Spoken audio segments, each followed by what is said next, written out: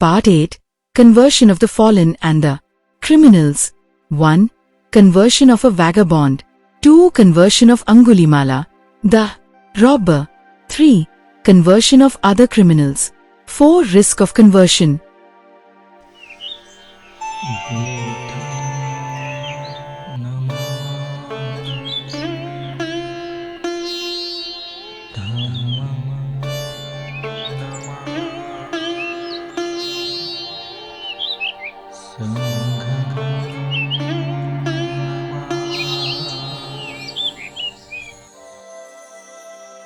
One conversion of a vagabond.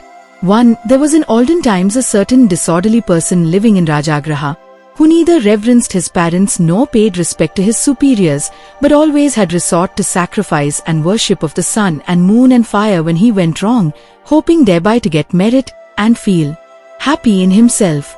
2. But notwithstanding all his bodily exercises in worship and offerings, he found no peace, even after 3 years' incessant perseverance. 3. He at length resolved to go to Shravasti to inquire of the Buddha arrived there, and seeing the glory of his person, he fell down at his feet, and said how he was pleased. 4. Then the Lord explained the folly of animal sacrifice, and the zealousness of all such exercises where the heart was untouched, and where there was no final reverence or dutiful behavior to those to whom it belonged, and in conclusion recited certain gathas, which resplendent with glory, lit up the place and all the surrounding country with the brightness of his presence. 5. On this, the villagers, and especially the parents of the children, came near to worship him. 6. On seeing the parents, and hearing their account of the children, Buddha smiled, and recited these gathas. 7. The great man is entirely free from covetous desire. He dwells in a place of light himself enlightened.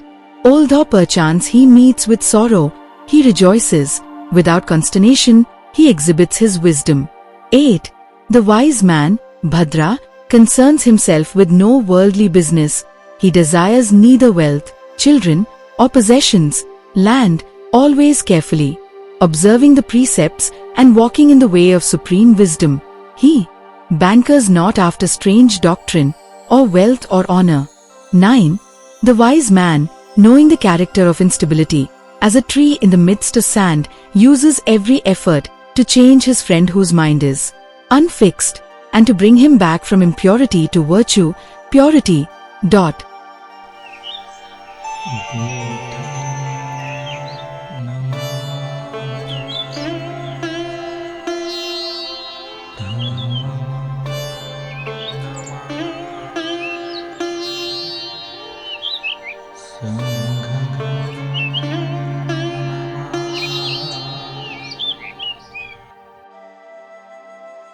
2. Conversion of Angulimala, the robber.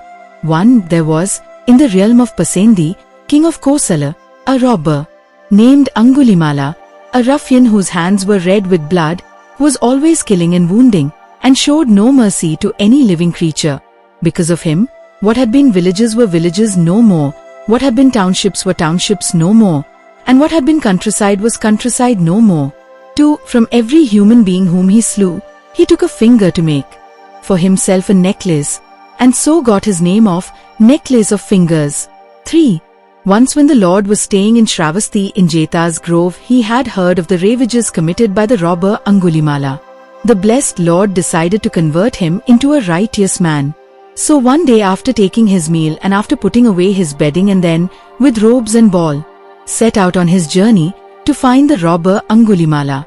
4. Seeing him journeying thither, neatherds, goatherds, ploughmen, and wayfarers called out, "Don't go that way, recluse. It will take you to the robber Angulimala." 5. Why, even when 10, 20, 30, or 40 people band themselves together to travel this road, the whole company falls into the robber's hands. But, without a word, the Lord held on to his way.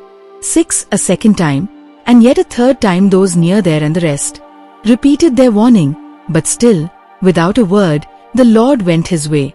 7. From some way off the robber saw the Lord coming and marveled exceedingly that, where even companies of 10 to 50 travelers dare not come his way, this solitary recluse should be seen to be forcing his way alone, and the robber was minded to slay this recluse.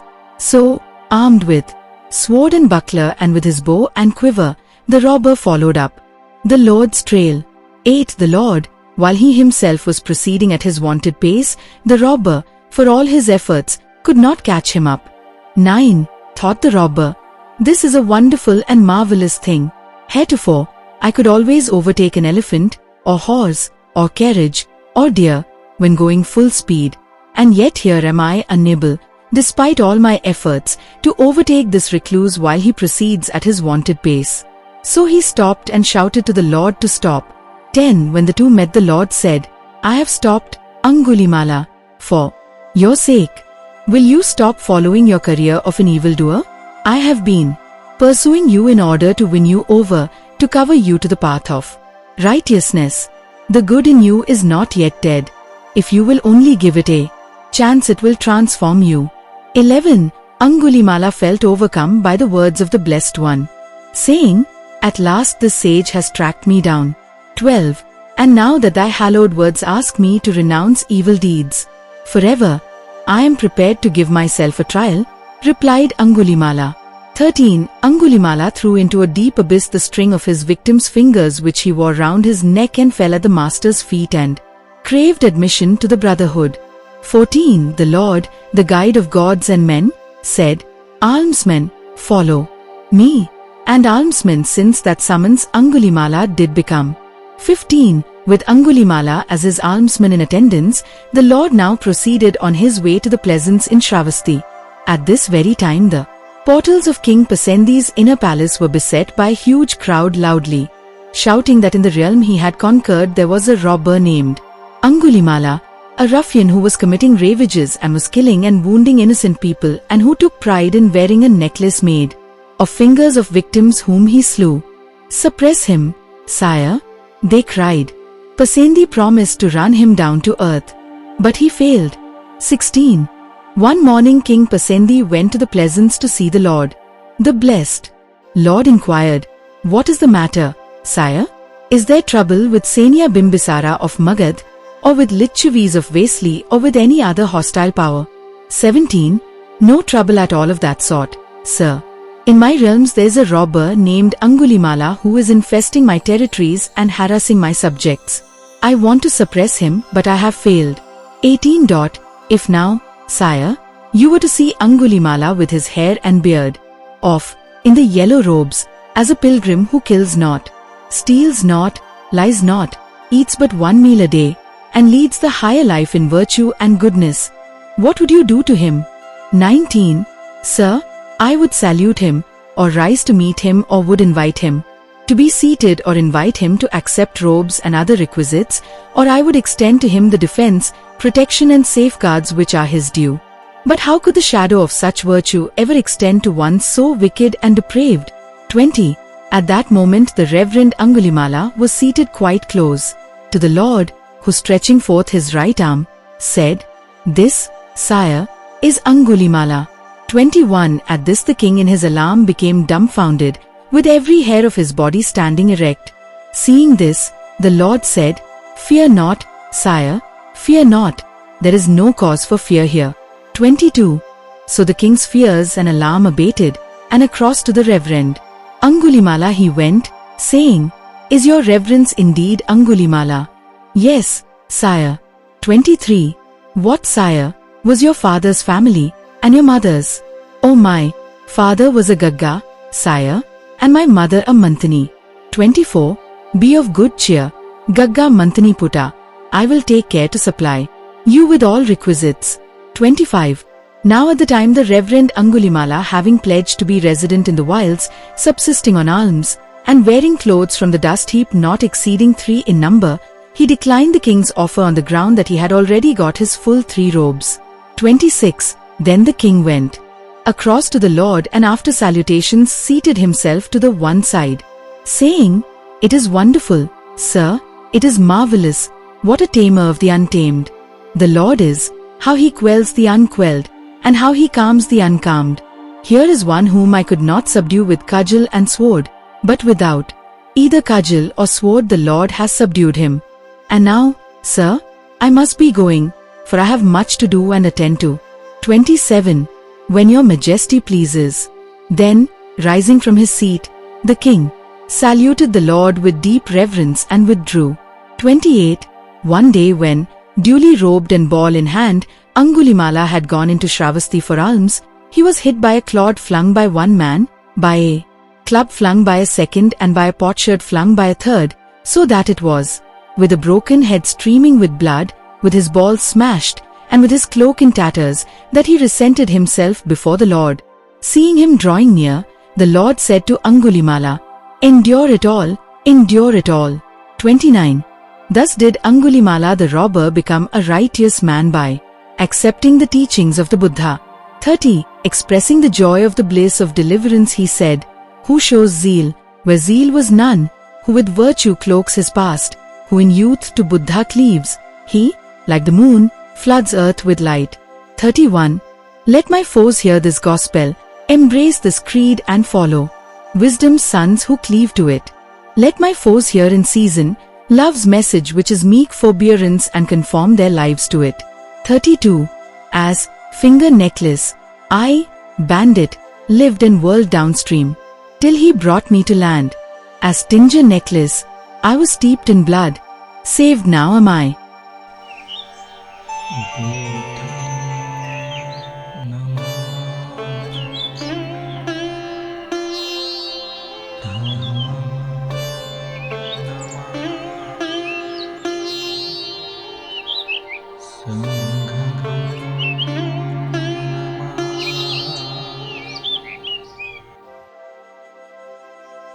Three. Conversion of other criminals. 1. There was to the south of Rajagraha a great mountain, distant from the city about 200 li. 2. Through this mountain there was a pass, deep and lonely, through which the road to South India lay. 3. 500 robbers had taken up their abode in this defile, who used to murder and rob all travellers that passed that way. 4. The king had vainly sent his forces to capture them, but they always escaped. 5. The Buddha, residing in the neighborhood, and considering the case of these men, that they understood not the nature of their conduct, and that although he had come into the world to teach them, yet their eyes had not seen him, nor their ears heard the tidings of his law, he resolved to go to them. 6. Consequently he transformed himself into a man richly dighted, on a well-caparisoned steed, with his sword and bow, with bags of silver and gold on his saddle bow, and precious stones studding his horse's bravery. 7. On entering the defile loud neighed his steed. On hearing the sound the 500 robbers started up, and spying the traveller, exclaimed, "Never have we had such a prospect of booty. Let us be up, and capture him." 8. So they proceeded to surround the traveller, with a view to prevent his escape, but on seeing him they fell on the ground. 9. On their falling to the ground, they exclaimed, "What God is this? What God is this?" 10. On this the traveller began to explain that such hurts and pains as they gave and receive were trivial compared with the pain caused by the sorrow that rules the world, and the wounds of unbelief and doubt, and that not but the wisdom resulting from earnest attention, hearing, to the scriptures could heal such wounds. And then he added these words and said, 11. There is no painful wound so bad as sorrow, no piercing arrows so sharp as folly. Nothing can remedy these but an earnest attention to religious instruction. From this the blind receive sight, the deluded are enlightened. 12. Men are guided and led by this, as eyes, given to them without eyes. 13. This, then, is able to dispel unbelief, to remove sorrow, to impart joy.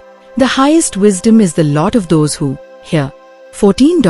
This is the title of him who has acquired the greatest merit, most to be revered.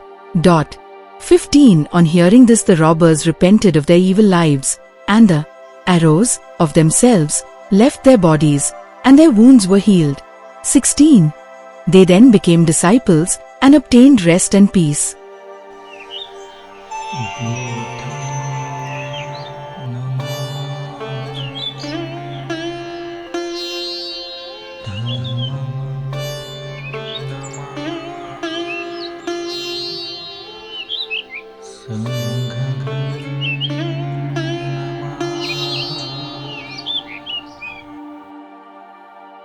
Four. Risk of conversion.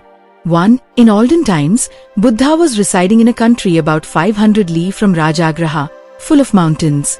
In these mountains there lived a certain clan of about 122 persons who occupied themselves in hunting and fed themselves on the flesh of the animals they killed. 2. Buddha goes to the place and converts the women who were left alone during the day whilst their husbands were hunting, and then adds these lines. 3. He who is humane does not kill, or it is human not to kill. He is ever able to preserve his own life. 4. This principle, Chu, is imperishable. Whoever observes it, no calamity shall betide that man. 5. Politeness, indifference to worldly things, hurting no one, without place for annoyance. This is the character of the Brahma heaven or of Brahma Deva. 6. Ever exercising love towards the infirm, pure, according to the teaching of Buddha, knowing when sufficient has been had, knowing when to stop.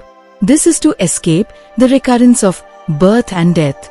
The women, having heard these words, were converted, and on the man's return, although they wished at first to kill Buddha, they were restrained by their wives, and, listening to these words of love, they also were converted. 7. And then he added these lines. 8. There are 11 advantages which attend the man who practices mercifulness and is tender to all that lives. 9. His body is always in health, happy. He is blessed with peaceful sleep, and when engaged in study he is also composed. 10.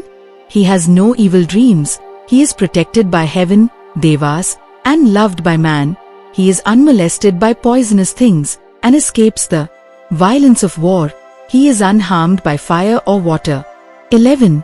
He is successful wherever he lives, and when dead goes to the heaven of Brahma. These are the 11. 12. Having uttered these words, both men and women were admitted into the company of his disciples and obtained rest. Bhavatu sabba mangala. Sadhu, sadhu, sadhu, sadhu, sadhu.